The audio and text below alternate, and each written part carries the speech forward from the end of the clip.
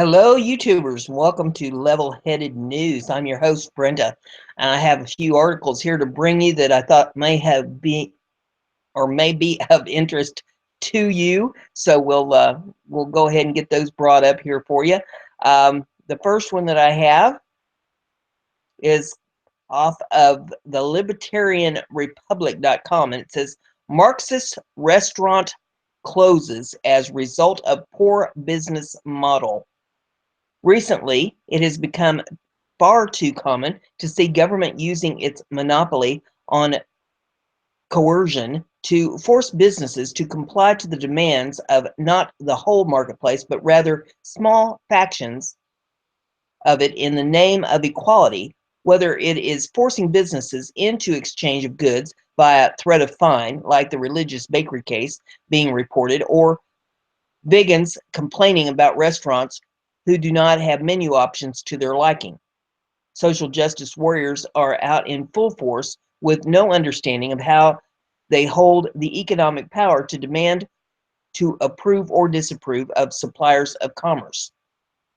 See, in the right way to deal with businesses who choose not to service certain viewpoints or supply certain options is not to run to big government. The answer is simply to lower demand for the services and allow them to choose to adjust to the market pressure or fade away with poor business model. Enter the Garden Diner and Cafe, formerly known as Barberton Diner, out of Grand Rapids, Michigan, according to Heat Street. The eatery featured a vegan, vegetarian, and raw food menu and was met with some national acclaim. The description explained that it was a Marxist, collectivist, and worker-run establishment. The structure of Garden Diner did not include any bosses or managers, and it promised a living wage to everyone it employed with strong union representation. So what's the issue? Well, apparently, with the cost to supply their collectivist structure, the restaurant could not generate enough income to sustain themselves. But how could a diner that's so benevolent to its employees not make enough to stay in business? The answer appears to be simple. Their business structure shows a fundamental misunderstanding of economics. The business, while attempting to create a safe space for its employees, looks to have completely forgotten about its customers, whose demand is necessary to supply the business with its employee incentive.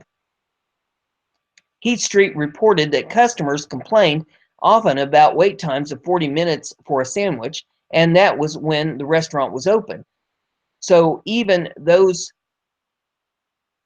who wanted to support the business found it hard to do so. The employees set the shop's hours by group decision. The restaurant opened and closed at random times, leaving sandwich buyers totally confused. Heat Street continued on to explain that the diner also supported the notion of equal pay, no tipping, which customers complained failed to reward exceptional service, pointing out the message board that you shouldn't try running your business on political goodwill alone. The Garden Diner, along with their collectivist business model, also had many political confrontations online, and just to add fuel to the fire, offered things like side of Che Guevara with every bon mai and $2 taco. Needless to say, the community did not approve to take either back even the ideas of inclusiveness by offering free meal to police officers in the area backfired when they received complaints from local socialists. Local socialists complained that the business was abrogating its core ideals by siding with fascists and supporting nearly all white police force in this era of police violence, according to Heat Street. The irony, while SJWs almost assuredly will continue to use their triggered voices and misunderstanding of economics to try to get big government to legislate fairness in commerce, this case should stand as an example of how to market pressure through demand can affect a business more appropriately. The Garden Diner and Cafe ignored the demands put upon it in order to serve plier in commerce, and therefore a free market moved on to service if found more palatable than the collective. The next article that I have for you is off of Rutgers.com, and it says, Emergence of Political Islam Puts Indonesian President to the Test. Of protesters thickened in central Jakarta on December the 2nd, turning into Indonesia's biggest mass demonstration since the end of authoritarian rule in 1998, President Joko Widodo grappled with the dilemma: should he join the rally or stay away? Recounting what happened behind the scenes that day, two senior officials told Rutgers Widodo chose to ignore warnings from security chiefs and went into the crowd, appearing alongside the firebrand leader of a hardline Islamic group. His move was widely applauded for cooling tensions that had been building for weeks over remarks by Jakarta's ethnic Chinese Christian governor that were deemed to be insulting to the Quran. But critics worry Widodo's decision may have conferred some legitimacy on a hardline strain of political Islam emerging in the world's biggest Muslim majority country, where politics is secular and the majority of believers are moderate, putting social stability at risk. Jokowi may have had some tactical gains in the short run, said Tobias Basuki, an analyst at the Jakarta-based Center for Strategic and International Studies, referring to the president by his popular name.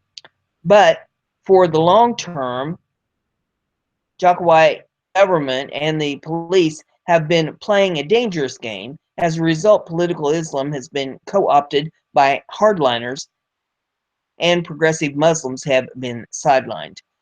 The resurgence of political Islam has accompanied this year by the reappearance of militant Islamic cells who swear allegiance to Islamic State and have been involved in a series of attacks and foiled plots. Many of the jihadis were first indoctrinated at mosques that spawned various Islamic vigilante groups, similar to the Islamic Defenders Front, or the FPI, which was at the forefront of the December 2nd mass protest in Jakarta, according to counterterrorism police.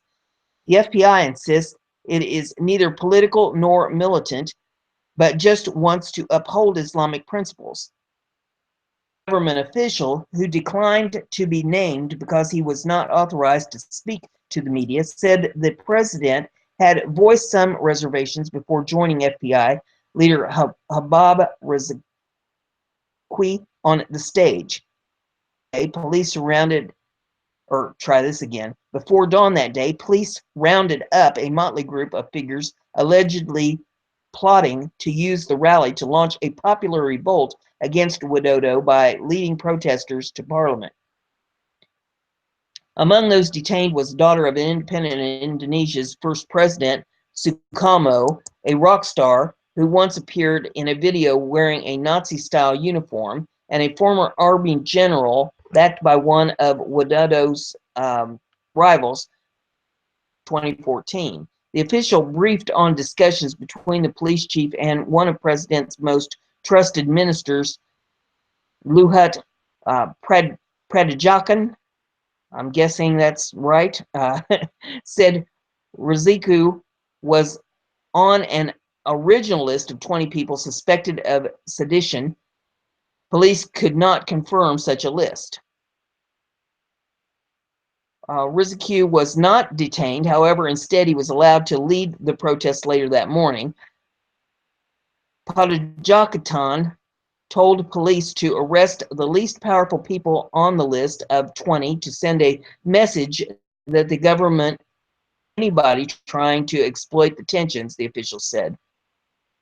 Widodo's office did not respond to requests for comment, which claims around 5 million members and advocates Sharia law across Indonesia's multicultural um, archipelago has a history of harassing minorities. It has forced churches and mosques run by non-Sunni Muslims to close and raids nightclubs and bars it believes foster immorality. Political spotlight by seizing on Jakarta Governor Basuki Chijara Purnama's indelicate remark on the Quran during his re-election campaign, where he's standing against two Muslim candidates. Purnama goes on trial for blasphemy starting on Tuesday in Jakarta courts. As an ally of the governor, Widodo was the target of some of the outrage from Muslims at an initial rally on November 4th, and then a larger one that brought over 200,000 protesters into the heart of Jakarta a month later. Ahead of the November 4th rally, Widodo's security staff persuaded him to leave the presidential palace, said the senior government official. Airport, where, according to his office, he inspected a rail project. Violence broke out as demonstrations wound up that day. Another official at the presidential palace denied a report that Widodo had gone to the airport as a precaution to flee the country.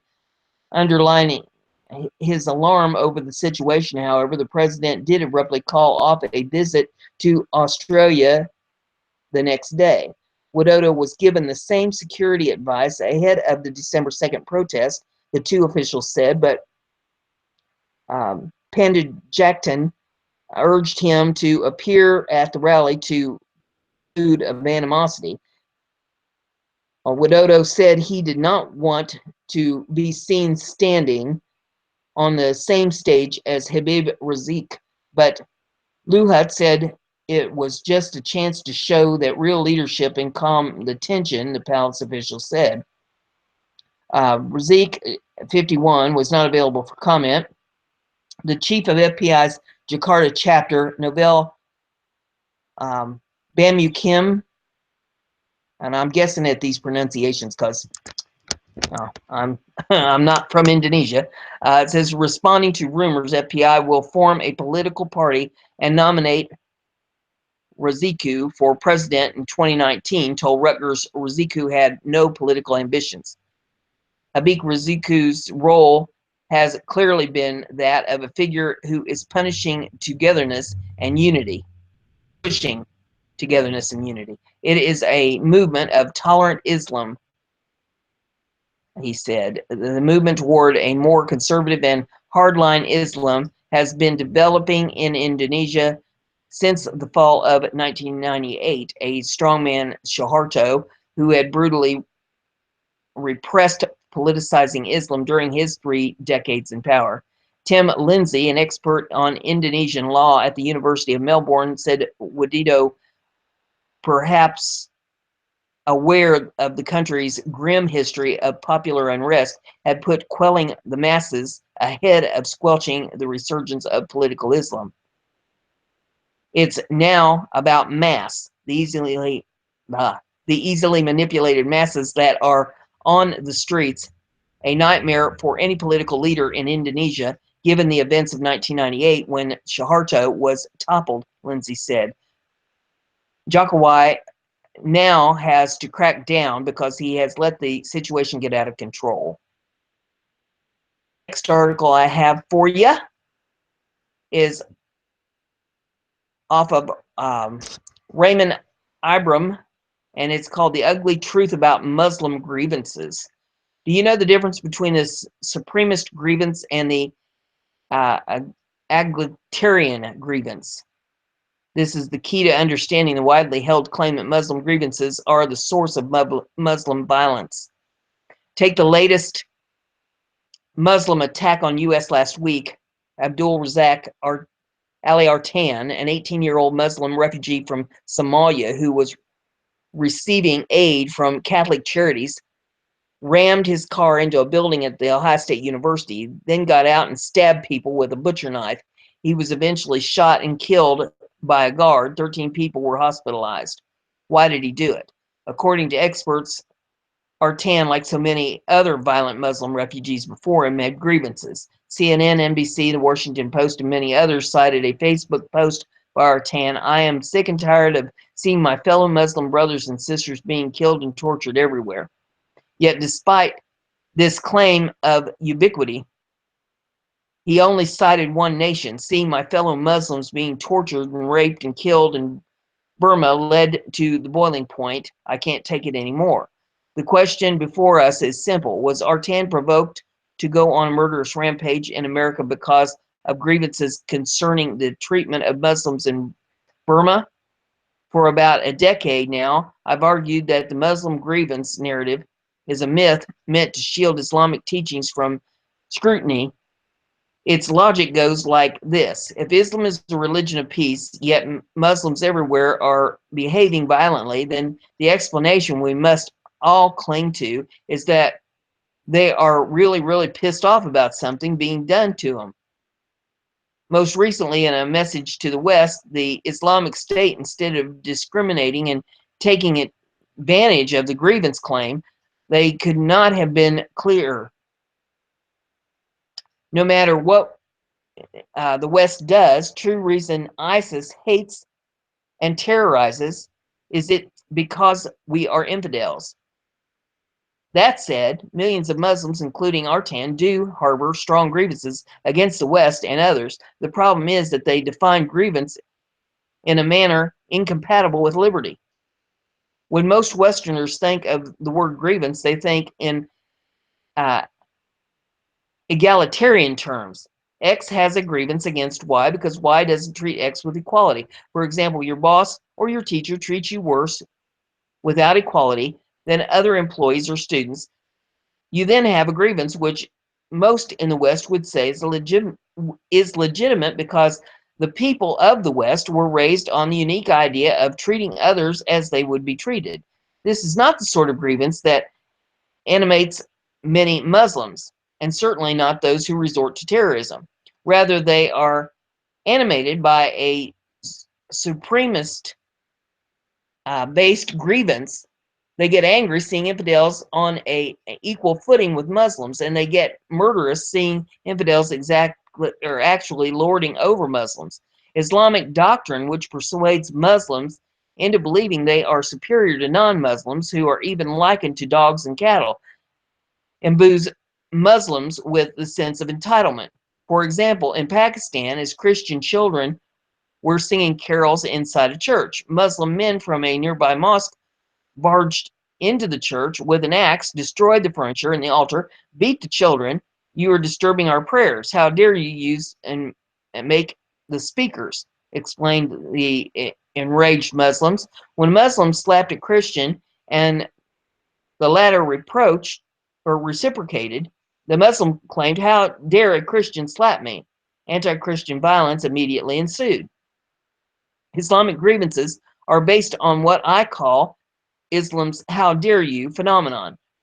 Remember, it is the next time media, politicians, and others talking heads tell you that Muslim mayhem and outbursts of violence are products of grievances. Missing from their rationale is the supremacist base of these grievances. Consider the Conditions of Omar, a foundational medieval Muslim text dealing with how infidels living under Muslim authority must behave, attributed to the second caliph and close friend of Muhammad, Omar. Among other stipulations, it commands conquered Christians not to raise their voices during prayer or readings in churches anywhere near Muslims, hence the axe attack in Pakistan. It also comrades them not to display any sign of Christianity, specifically listing Bibles and crosses, and not to build churches. If the supremacist nature of Islamic law is still not clear enough, the Conditions literally commands Christians to give up their seats to Muslims as a show of respect. By way of analogy, consider when Rosa Parks, a black woman, refused to give up her bus seat to white passengers in America. Any white supremacist at that time had sincere grievances. How dare she think herself equal? But were such grievances legitimate? Should they have been accommodated? Similarly, are the endless supremacist-based grievances of Muslim legitimate, and should they be accommodated? These are questions missing from the debate about easily bruised Muslim sensitivities. One can go on and on with examples from all around the Islamic world. In Turkey, a Bible publishing house was stormed and 3 of its Christian employees tortured, disemboweled, and finally murdered. One suspect later said, "We didn't do this for ourselves, but for our religion, Islam. Our religion is being destroyed." In Egypt, after a 17-year-old Christian student refused to obey his Muslim teacher's orders to cover up his cross, the teacher and some Muslim students attacked, beat, and ultimately murdered the youth. Egyptian Muslims were truly aggrieved. As seen, Muslims' conditions make clear that Christians must not produce a cross or Bible around Muslims. How dare the Egyptian student and Turkish Bible publishers refuse to comply, thus grieving Muslims into murdering them. In parts of Indonesia, because it is becoming next to impossible for Christians to build churches, they often congregate outside to celebrate Christmas, only to be attacked by Muslims, hurling cow dung and bags of urine at them as the Christians pray. In Egypt, the mere rumor that Christians are trying to build or even renovate an existing church sets off mass riots of savage attacks on Christians. The Muslims of Indonesia and Egypt are also sincerely aggrieved. How dare these Christians think they can build or renovate a church when the conditions forbid it? In short, anytime non-Muslims dare to overstep their Sharia-designated inferior status, supremacist Muslims become violently aggrieved. From here, one can begin to understand the ultimate Muslim grievance, Israel. For if infidel Christian minorities are deemed inferior and attacked by aggrieved Muslims for exercising their basic human rights, like freedom of worship, how must Muslims feel about Jews, the descendants of pigs and apes according to the Quran, exercising power and authority over fellow Muslims in what is perceived to be Muslim land? How dare they? Of course, if grievances against Israel were really about universal justice and displaced Palestinians, Muslims would be aggrieved at the fact that millions of Christians are currently being displaced in the name of jihad. Needless to say, they're not. Which brings us back to Artan's grievances. Recall his Facebook lament, "I am sick and tired of seeing my fellow Muslims, brothers and sisters being killed and tortured everywhere. Seeing my fellow Muslims being tortured, raped, and killed in Burma led to the boiling point. I can't take it anymore." Note, he was aggrieved because his Muslim brothers and sisters are being abused. Keyword Muslim. He didn't care about universal justice. Otherwise, he would have been expressing his anger at the brutal persecution experienced by a tiny minority in his own home country of Somalia. There, any Somali discovered practicing Christianity is ruthlessly persecuted and sometimes butchered, especially by popular Islamic organizations al-Shabaab, called the Youth. Somali Christians share the same looks, nationality, ethnicity, language, and culture as Artan. They are most literally his true brothers, yet their unjust persecution didn't matter to him. His sympathies belonged instead with the people in distant Burma who have nothing in common with him other than being Muslim. And it was that fact that subhuman infidels dared to mistreat superior Muslims. That so irked the young Somali, hence why he concluded his Facebook rant with the following sentence, often omitted by the same media that cited his other post as evidence of grievances. "By Allah, I am willing to kill 1 billion infidels in retribution for a single disabled um, Muslim man." Incidentally, like Muslim minorities in other nations, Muslims in Burma have long antagonized their Buddhist hosts through the usual Muslim on infidel attacks, murders, rapes, temple burnings, etc. Amid their current unenviable lot is in great part due to this fact. In the words of Wirathu, the leading anti-Muslim Buddhist monk in Burma, if we are weak, our land will become Muslim.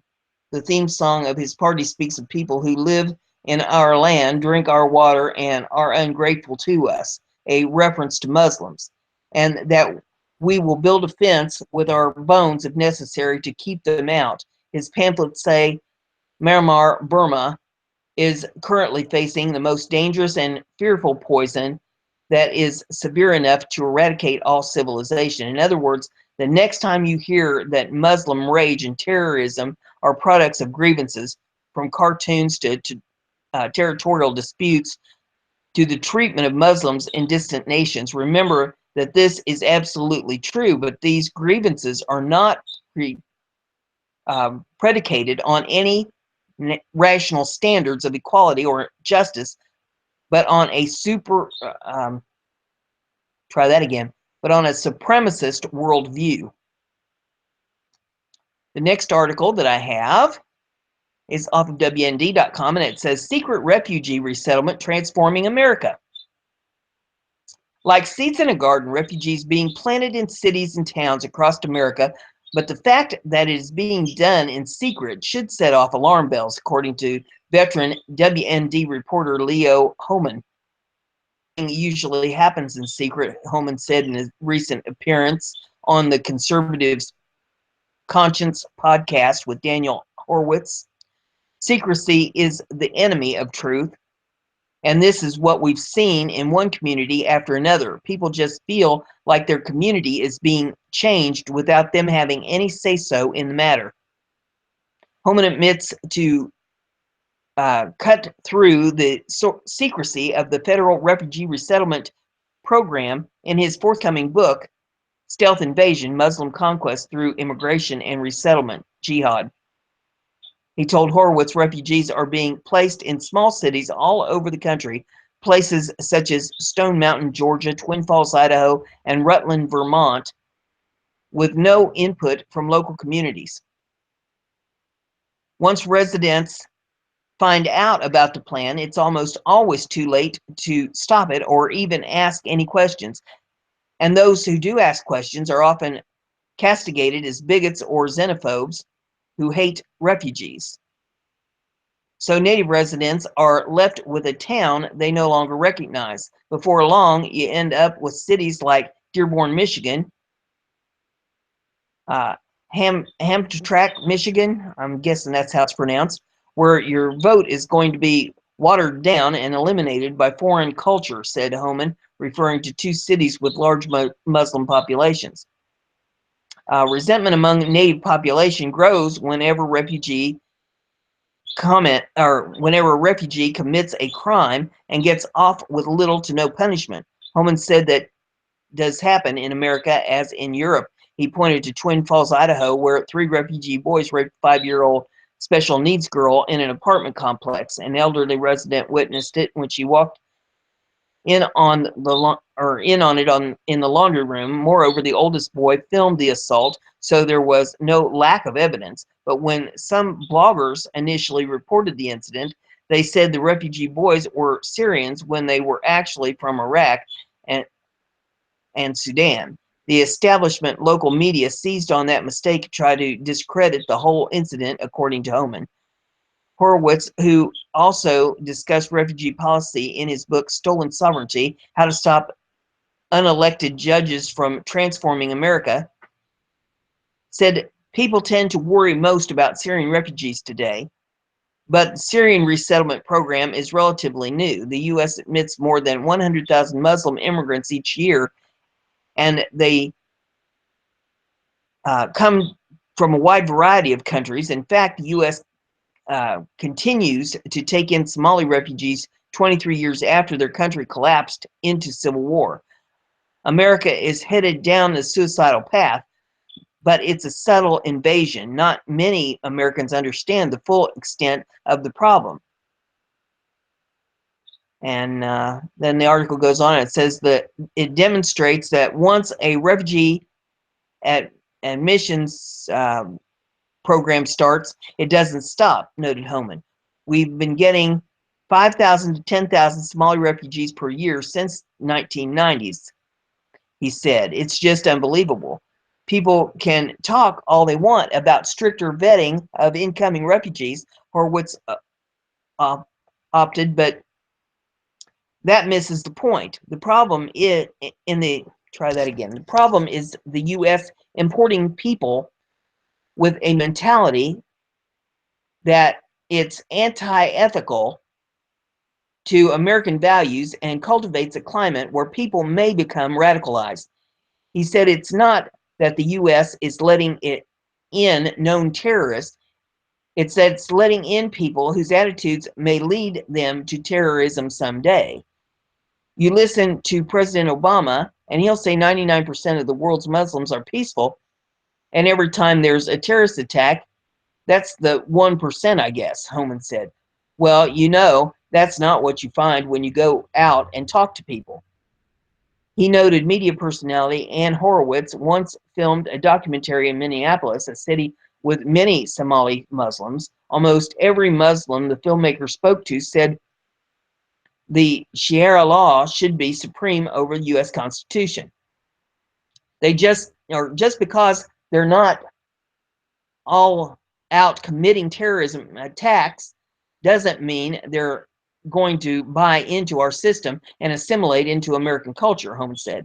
And what does that tell you? Over time, the more we bring in, if they're not assimilating, then we're creating a huge Trojan horse here in America down the road. Daniel Horowitz's solution for avoiding that Trojan horse is to be more selective about what types of immigrants allowed in. Again, he emphasized the answer is not to screen out known security threats, but those who have the wrong mindset. Immigration is an elective policy, and there's a lot of supply, he pointed out. A lot of people want to come here. Everyone wants to come here. We should only bring in people who will affirmatively love America, cherish our values. Our founders always referred to this in the context of immigration, with all the hyphenated Americanism nowadays. There's one hyphenated American they always mention, and that's Republican Americans. They wanted Republican Americans. It wasn't so much even about the welfare, but it was more so that they wanted people to assimilate into our political values.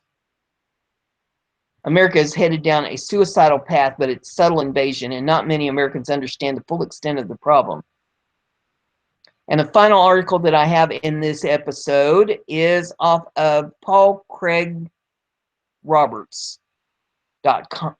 It says, has liberty departed from America? Can a few internet sites save your existence as free person protected by the U.S. Constitution? Not without your help. If 400,000 Americans gave up the cost of a six-pack of beer, it could mean the preservation of your freedom. If millions of readers were willing to give up a small cost of a six-pack of beer, we can defeat the evil that rules the West. Are your civil liberties less valuable to you than a six-pack of beer? Takes the fake news stories pouring out of blood-drenched Obama regime, the ruling oligarchy, liberal, progressive, well-paid front groups for war criminal Hillary, and secret and unnamed propagandists such as Prop or Not, endorse the Washington Post, New York Times, and the rest of the press prostitutes who lie for money, are intended to discredit those few who tell the truth. This column from August 31st, 2016 is worth reading again. Are you a mind-controlled CIA stooge? Do you smirk when you hear someone question the official stories of Orlando, San Bernardino, Paris, or Nice? Do you feel superior to 2,500 architects and engineers, to firefighters, commercial and military pilots, physicists and chemists, and former high government officials who have raised doubts about 9/11? If so, you reflect the profile of a mind-controlled CIA stooge. The term conspiracy theory was invented to put into public discourse by the CIA in 1964 in order to discredit the many skeptics who challenged the Warren Commission's conclusion that President John F. Kennedy was assassinated by a lone gunman named Lee Harvey Oswald, who himself was assassinated while in police custody before he could be questioned. The CIA used its friends in the media to launch a campaign to make suspicion of the Warren Commission report a target of ridicule and hostility. This campaign was one of the most successful propaganda initiatives of all times. Political science professor Lance DeHaven Smith, who in his peer-reviewed book, Conspiracy Theory in America, published by the University of Texas Press, tells the story of how the CIA succeeded in creating the public mind reflexive, automatic stigmatization of those who challenge government explanations. This is an extremely important and readable book, one of those rare books with the power to break you out of the matrix. Professor DeHaven Smith is able to write this book because of the original CIA dispatch number 1035-960, which sets the CIA plot was obtained through a Freedom of Information Act request. Apparently, the bureaucracy did not regard a document this old as being of any importance. The document is marked destroy when no longer needed, but somehow wasn't. CIA dispatch number 1035-960 is reproduced in the book. The success of that CIA, or try that again, the success that the CIA has had stigmatizing skepticism over government explanations has made it difficult to investigate state crimes against democracy, called SCAD, such as 9/11, with the public mind programmed to ridicule conspiracy kooks. Even in the case of suspicious events such as 9/11, the government can destroy evidence, ignore prescribed procedures, delay investigation, and then form a political committee to put its imprimatur on the official story. Professor DeHaven Smith notes that in such events as Kennedy's assassination and 9/11, official police and prosecutorial investigations are never employed. The event is handled or handed off to a political commissioner or commission whose job is to produce a cover-up.